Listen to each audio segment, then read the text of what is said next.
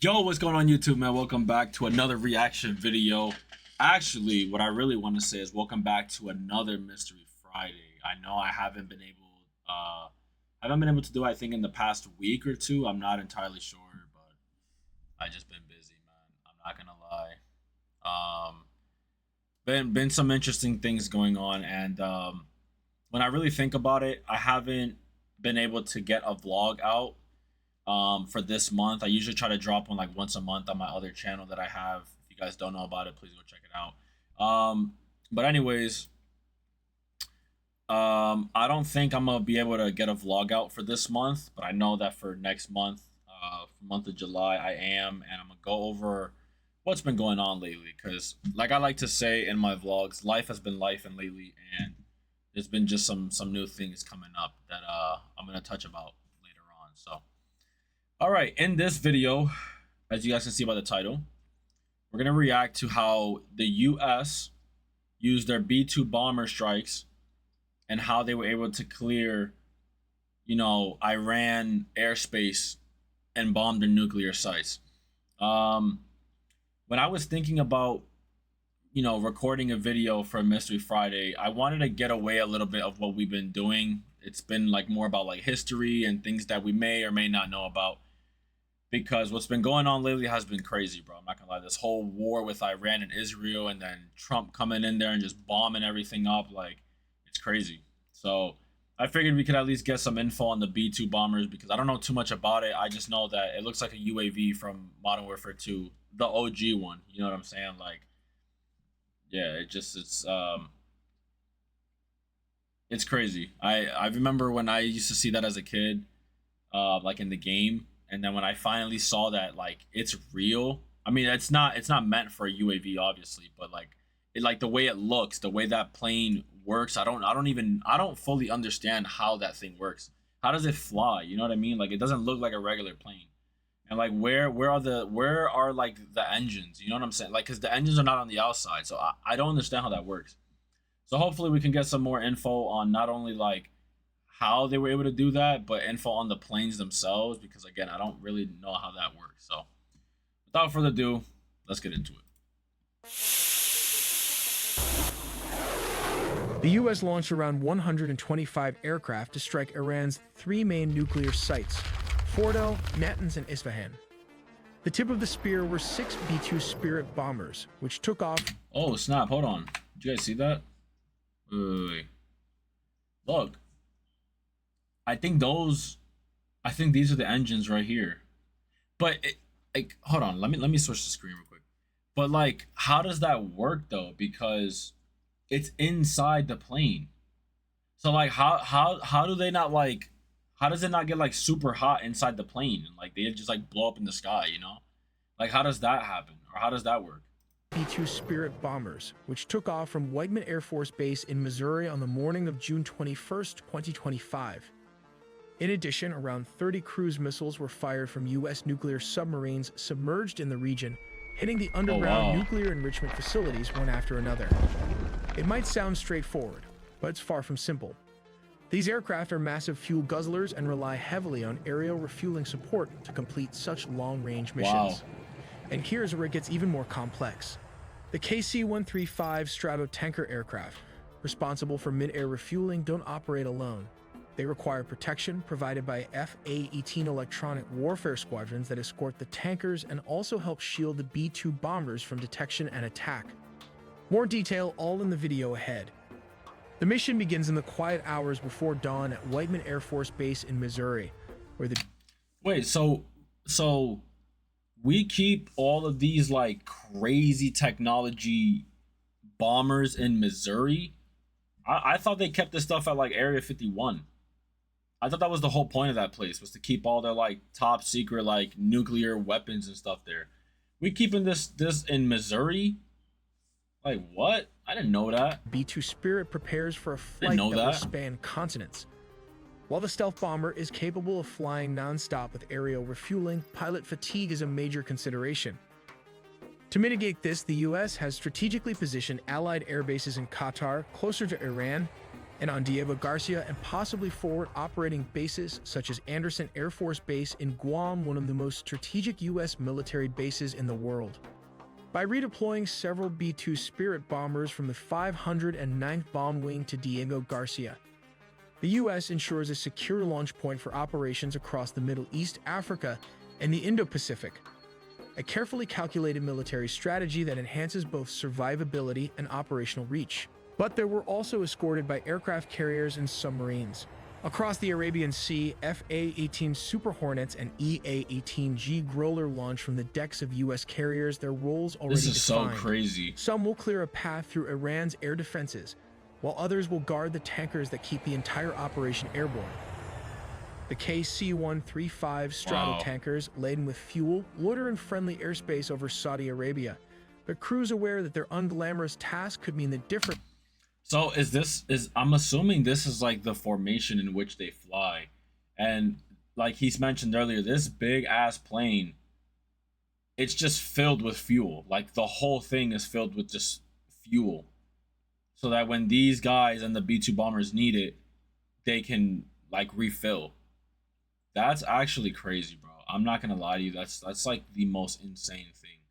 Like these dudes are just pumping gas in the middle of the air. Like, bro, 100 years ago, I don't think that, or maybe longer than that, but like, I'll just to be safe, 100 years ago, they probably could never imagine that they would be doing stuff like this. Like, that's actually crazy. Between triumph and like catastrophe. straight out of a video game. As the B-2s lift off, their jagged silhouettes blend into the night sky. Stealth is their shield, but distance is their enemy. Hours into the flight, they rendezvous with tankers flying over the canal, gulping fuel midair as FA-18s circle protectively. The growlers emit a cacophony of electronic noise, masking the... So, a question for you guys. So, if you guys were able to choose what you'd want to fly, the fueler, like the fueling plane, these like, dang, what are these called? These fighter jets over here, or the B-2 bomber, which one would you guys like to fly? Because if you ask me, honestly, oh man, I feel like I don't want to be the fighter jets, bro. Because like the fighter jets, those are the dudes that like, if enemy airplanes come up to the sky, like you're the ones that you're shooting at them. You know what I'm saying? Like you're taking them out of the sky. As for where this thing right here, this is really just to drop bombs on specific areas. And then you really don't want to be this guy, because if you're this guy right here, your whole plane is fuel. You know what I'm saying? I'm sure even a single gunshot to the side, one gunshot to the side of this plane, and this whole thing is blowing up, bro. So like, I would not want to be in here. Absolutely not. Meanwhile, in underground command centers, U.S. analysts watch real-time feeds ready to redirect forces if Iran's radars flicker to light. Crossing into Iranian airspace is no easy task. The B-2s must climb to an extremely high altitude, their routes meticulously plotted to avoid known missile sites. Below the landscape, a vast stretch of mountains and deserts offers little cover, but the bombers' radar-absorbing skin helps them slip past enemy detection. As the targets come within range, the crews face a critical decision. So I know he says extremely high, but I don't know exactly how high that means. I know that like planes, like a regular commercial airplane, like they normally go up to like, I think anywhere between 30 or 40,000 feet of flying. So I'm assuming they're talking about way higher than that. So if they fly way higher than that, then how are they able to like accurately hit these specific sites that they want to blow up? You know what I'm saying? Like, I don't understand how that works, bro. Launch standoff missiles from hundreds of miles away or descend to drop bunker-busting bombs directly onto fortified sites. Okay, he kind of answered it right there. They lower to drop bunker-busting bombs. Bunker-busting bombs. Just in case you guys didn't hear that. Just want to make sure you guys heard that. There are different bunker buster bombs of different caliber, but what sets... Bro, I'm not gonna lie, he does not have to say it like that, bro. That's so funny. It makes me think of the OG Warzone, like 2020 COVID, when they had the bunkers. Set apart from the rest is this GBU-57, which is typically Wow. delivered by the B-2 Spirit stealth bomber. Due to the bomb's large size and weight, the aircraft can carry only 2 of these weapons in its bomb bay compartments. That's it. While it lacks thrusters, the weapon is equipped with 4 active lattice fins and a precision guidance system that enables it to glide accurately to its target using military-grade GPS. Constructed from a specially designed high-performance steel alloy, using its weight when falling under gravity to penetrate or dig itself up to 200 feet of underground soil or concrete. But it's not that easy. Iran's air defenses remain a formidable threat. MiG-29s and aging F-14s may not be cutting edge, but they can still be dangerous if they're lucky enough to intercept a B-2 stealth bombers. The stealth bombers have virtually no dogfighting capability, and Iranian ground controllers, struggling to cut through the electronic jamming, vector their fighters toward the incoming bombers. But the US military has its own countermeasures. EA-18 Growler, flooding Iranian frequencies with static to disrupt communications and targeting systems. Wow, Confusion it's like spreads, an making it EMP. harder for enemy pilots to coordinate. If Iranian fighter jets manage to get close, the F-A-18s are waiting. Guided by airborne warning and control system aircraft orbiting safely offshore, they engage with long-range missiles, forcing Iranian pilots to either break off or face certain destruction. Wow. The B-2s will now be racing westward to avoid Iranian air defense system. Behind them, the sky churns with chaos. SAM sites reactivated in desperation unleash salvos that spiral harmlessly into empty air, duped by decoys. Growlers continue their electronic siege, while reserve F-18s surge forward to reinforce the retreat. Over Iraq, the bombers meet tankers again, gulping fuel as F-22 Raptors join the escort, their sensors scanning for threats the Iranians might yet muster. Let's take a look at how this works. Step 1. The bomb deployment platform. As previously mentioned, a B-2 stealth bomber flies at a very high altitude. When the aircraft reaches the designated location and the conditions are optimal, it releases the weapon. The bomb is designed for precision, and the deployment height plays a crucial role in its trajectory and effectiveness. Then step 2 comes the targeting precision. The bomb is outfitted with advanced guidance technology, including GPS and inertial navigation systems, which are military-grade satellites. Then comes step 3, that is adjusting the trajectory. The guidance information... Hold on, guys. I'm so sorry. I just realized you guys are not, like... I mean, obviously, he's saying what the letters are popping up to be, but still, you guys are not able to see it. And data is then transmitted to the bomb's 4 lattice motors fins located at the rear. These fins can move and adjust in real time, allowing the bomb to correct its course as it descends under the force of gravity. Wow. These adjustments are essential because the weapon does not have thrusters. So I wonder how much it cost them to build just one of these bombs. And you got to remember too, like we have, how many does the military have? I think they have like, they probably got like 20 of those B-2 bombers, bro. They probably got like 20 of them, if I'm being realistic. So if each B-2 bomber carries 2, that's 40. And these bombs are hella like advanced. So I can only imagine. I mean, it's definitely a lot. Like it's part of the reason we don't have free healthcare. You know what I'm saying? Like that's 100% why. Instead, it relies on the movement of these fins in a high altitude. They probably drop like $1 billion just on one of these bombs. To drop to control its flight path. This is why the bomb must be deployed from a very high altitude so it has enough time and distance to adjust its trajectory accurately. Here comes the most difficult part, that is step 4, impact and penetration. The bomb, known as the Massive Ordnance Penetrator, weighs approximately 30,000 pounds, which is around 14,000 kilograms. Wow. When it reaches its target, it strikes with immense force, designed to penetrate deep into hardened structures, such as bunkers. The energy upon impact allows the bomb to bury itself over 200 feet into reinforced concrete, ensuring it delivers its payload precisely where it is intended for maximum effect. Finally, step 5 involves the tricky part of arming the weapon. So the way I thought every bomb ever worked is that the moment it hits the ground, it blows up. But I guess these bombs are just that advanced that they're meant to go in the ground. That's actually really crazy. Is installed with two SDB fuses. Double fuses are required as a backup. The first is for G sensing and the second is the time delay fuse. Why the redesign was necessary, it was to ensure that the bomb could strike facilities buried beneath significant layers of hardened material. For this reason, the fuses are placed at the rear of the bomb to prevent them from being damaged. Once the time delay or the G-sensing fuse reaches its destination, it can blow up, creating a mini earthquake that can bury bunkers and 20-story buildings inside them. Let's take a look at why Israel has been bombarding Iran's nuclear sites since June 13, 2025, yet has failed to penetrate them, and why the US had to bring in B-2 Spirit bombers to take out these heavily fortified bunkers. These nuclear facilities aren't just hidden, they're buried under layers of reinforced concrete and soil designed specifically to withstand most conventional attacks.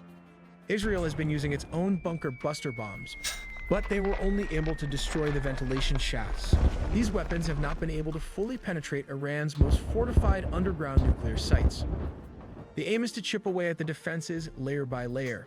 This is where the B-2 Spirit comes and flies close to the target, open the bomb bay door, and drop the 30,000 bunker buster weapon without any interference from Iranian air defense. Oh my gosh, bro. I'm sorry, guys. I'm so sorry, man. I'm just like, I'm just such a kid at heart. Like, that is not gonna not be funny to me, bro.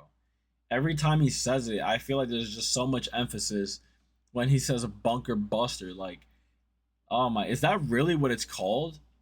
Is that what they call it? Like, seriously? System capable of deeper That's penetration. crazy, bro. The outcome might have been more decisive, possibly damaging or even destroying the underground uranium enrichment facilities in one go.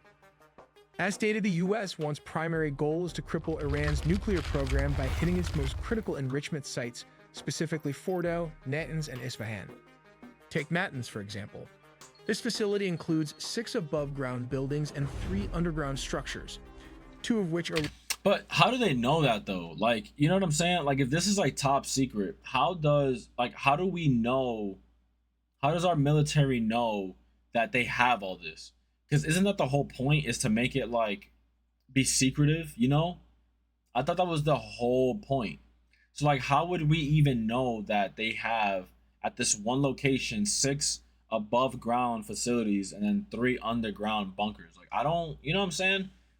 Like, that kind of stuff makes me always, like, it makes me question the question, if that makes any type of sense. Like, how do they know that, though? Large enough to hold 50,000 centrifuges, according to the Nuclear Threat Initiative. For this site, the U.S. Navy submarines launched 30 cruise and land attack missiles targeting this nuclear facilities, which didn't require deep penetration. When ready to launch, it will open of the hatch and the protective seal will break open. High-pressure air is pumped into the tube, and these are used to eject the cruise missile. The tip of the missile breaks the water's surface. The rocket boosters fire and propel the missile into its path. Boosters fall off as soon as the missile is out of the water.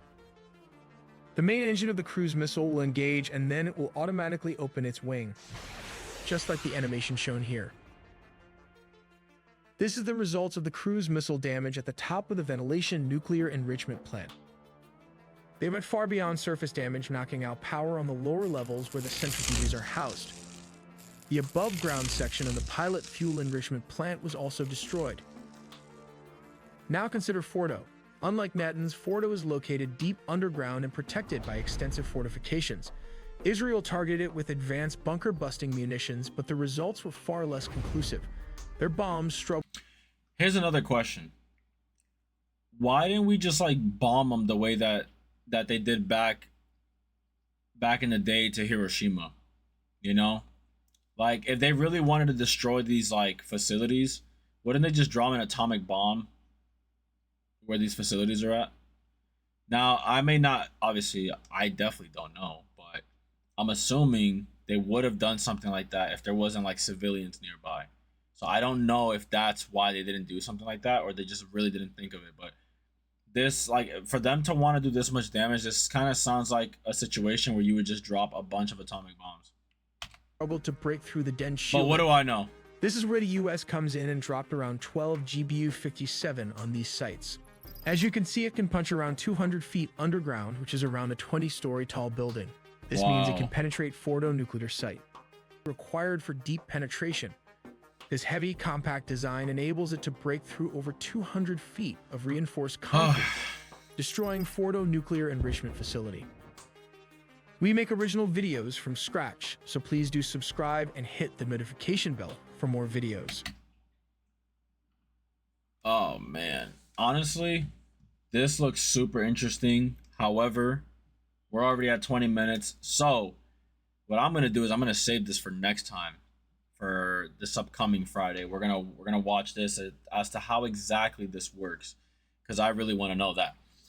All right, guys, if you guys enjoyed the video, man, I hope you guys hit that like button, you know, because you guys don't have to, but I would appreciate if you guys hit the like button. If you guys subscribe, even though you're not, if you are, I really appreciate it. You guys might have seen a couple of days ago, I dropped a 200 sub. Well, it was more like a reaction. I just kind of titled it 200 subs. At the end of that video, I had said that I wanted to make a poll. Well, I found out that you need to have 500 subscribers in order to even make polls and post them, which really sucks. It really goes to show like YouTube, you know, is making it just even that much harder for small creators to actually be able to interact with their supporters and their subscribers. So, unfortunately, I wasn't able to make a poll. However, I am gonna think of something I want to do, something new, in celebration of, you know, the 200 subs. I think tomorrow, like early afternoon, I'm gonna have a stream of GTA 5. I know I still need to finish that game, so hope you guys just stay tuned for the videos to come. Again, I hope you guys enjoyed this video, and I'll see you guys next time, man. Peace.